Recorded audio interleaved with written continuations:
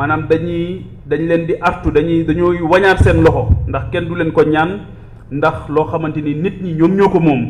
ngir ñu toog waxtaane li nga xamante ni loolu mooy taarix di baaxu Sénégal mooy péncoo réew dañ koy péncoo kenn du ko pàccoo te président de la république ba mu njëkkee yëkkati kàddoom keroog bi ñu ko tabbee li mu njëkk a wax mooy dina woo way politique yi ngir ñu toog péncoo waxtaan xam naa bii beneen vaar bu bees lay doon parce que lam ci waxoon defu ko ñaareel bi mooy kuréel gi nga xamante ni ay borom xam-xam ci wàllu yoon ñoom ñoo ko seq dinañu yóbbu fa nga xamante ni fa la mbaxana doone benn muy cour d'appel muy muy conseil constitutionnel muy cour suprême cour de la justice de la CEDEAO fépp foo xamante ni mën nañ fa yóbbu recours wane ñaawteef yi nga xamante ni def nañ ko ci processus électoral bi kuréel gii dina ko def ànd ci ak borom xam-xam yeeg ñi nga xamante ni seen xam-xam dafa màcc ci wàllu yoon. beneen bi nga xamante ni mooy ñetteelu poñ bi nga xamante ni moom la ñu jàpp ni mënta ñàkk mooy dinañu dem nag seeti ñi nga xamante ni ñoom ñooy kilifa diine yi ak kilifa aada yi ak ñi nga xamante ni ñoom ñooy toogal seen réew yi ci Sénégal muy représentation diplomatique yi ngir xamal leen li xew dëkk donc loolu dinañ dem kuréel gii di ATEL dina wër fépp foo xamante ni kilifa diine nekk na fa wala aada wala représentation diplomatique ngir waxtaan ak ñoom ñeenteelu point bi mooy comme sénégalais yi mbir mi da leen a ñor lool booba ba tey ñoo ngi woote fu nekk ci biir Sénégal ak ci diaspora bi ngir lu ñaaw lii nga xamante ni gis nañ ne waa Pastef ñoo ngi koy def loolu moo tax 27 septembre muy ñaar fukki fan ak juróom-ñaar ci weer wii ñu nekk weeru sattumbar bii ñu nekk dinañu daje bu ñetti waxtu jotee ci place de la nation ngir yëkkati fa kàddu gii nga xamante ni moom la ñuy wax tey ba mu gën a jóg gën a kawe woo ci sénégalais yépp ba nga xamante ni dinañu am li nga xamante ni moom la ñu bëgg muy ay élection yoo xamante ni dafay jaar ci yoon élection yoo xamante ni kenn du ko luubal élection yoo xamante ni kenn du ko labaj asalaamaaleykum wa rahmatullah.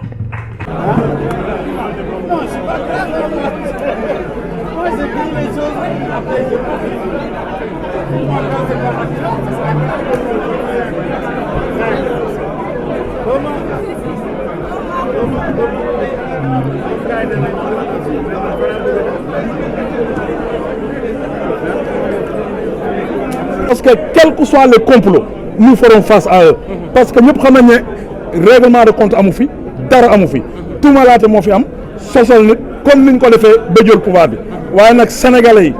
xàmmee nañu ràññee nañu que ñañu yaakaaroon ñu dig leen wax leen gëmloo leen projet bu amul bu existewul qui n'existe que sur leur imagination ñoo xam ne dañoo jël dëgg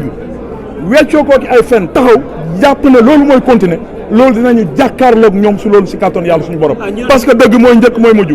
gis ngeen récemment seen ministre bu télé bu mënul di taxaw di wax dem ba Touba inondation am fi mu taxaw ne nawet bi du seen nawet may laaj kon ban nawet la ndax nawetu Chine la wala Japon la wala Corée du Nord la wax dëgg yàlla loolu mu ngi yokkaat ci la nga xamante ne tëll na problème ONAS baa ngi fi ne tege problème AGER bi taxaw na yeneen ak yeneen ñu ngi ñëw te si ay fan yu néew askan Sénégal dañ ko xam si kàddu yàlla suñu ñu ay leen génn li nga xam ne nag moom moo di réew mi aussi gis nga si mbir moom Aminata Touré kàddu gi nga xam ne gis na di wax ni carrément dañoo accéléré li nga xam ne nag moo di la révision des comptes ana lan ngay tontu si loolu loolu yëpp sos moo ko waral ak gàkkal ay gor parce que xam nañ ne tëll nañu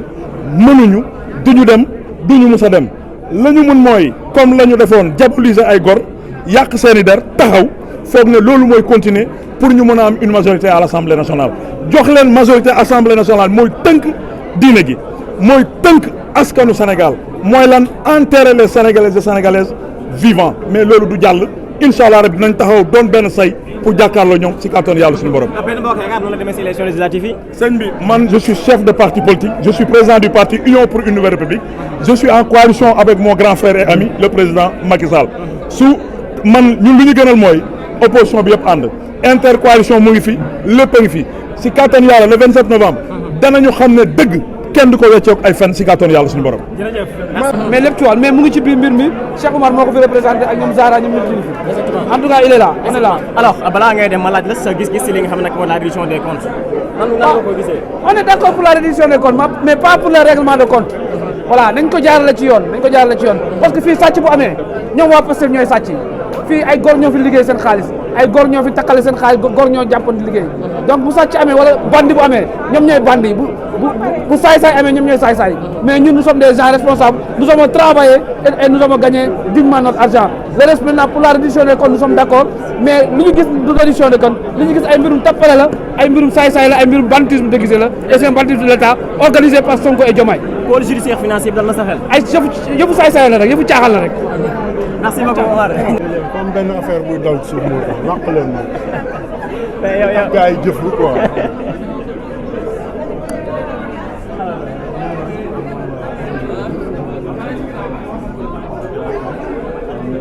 ko gis ngeen Assane Diouf aussi mi ngi noonu nee na dafa am luy daw si suuf bul tax gars yi jëfru donc mooy kaddu nekk ay kaddu yoo xam ne Assane Diouf dèjà moo ko yëkkati fii nga xam ne mën naa ne moo di ci doon résidence Mamoun mën nañ ne dèjà leader yëpp dajaloo woon ñoom ñëpp ñu ngi noonu donc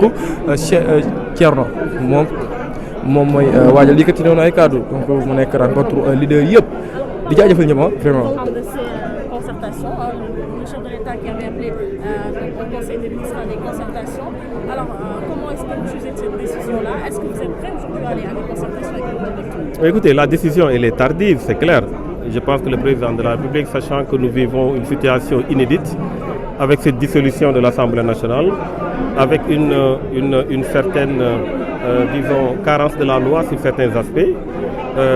il fallait nécessairement appeler à des concertations avant de prendre des dates, avant de sortir des décrets. Et je pense qu'aujourd'hui, ça n'a pas été fait. Nous considérons encore une fois qu'il y a une volonté claire de vouloir surprendre des adversaires politiques. Il y a une volonté claire de chercher à prendre les devants et à vouloir mettre en place des élections qui ne sont pas transparentes ni libres. Pourquoi? Parce que tout simplement, vous avez tous constaté déjà que le Conseil constitutionnel a sorti une décision le 10 juillet. Et c'est plus de 2 mois après que les acteurs politiques ont été au courant de cette décision, alors que cette décision organise l'élection. En l'occurrence, il s'agit des élections législatives. Par la suite, le président de la République a sorti des décrets pour convoquer le corps électoral, a sorti des décrets pour répartir le nombre de candidats et a aujourd'hui anticipé sur des questions qui devaient être débattues autour d'une table, parce que nous avons une tradition dans notre pays de concertation et nous pensons qu'il fallait nécessairement mettre en place cette tradition de concertation, enclencher le processus, discuter des dates, discuter des conditions de participation à une élection et ensuite maintenant prendre des décisions. Aujourd'hui, on veut mettre la charrue avant les bœufs et c'est ça qui est dommage. alors dañu bëggoon nga jox ñu sa gis-gis ci alliance bi nga xam ni moom noonu teg ngeen fas yéene attaqué li nga xam ne nag mooy décret président bi maanaam décret bi.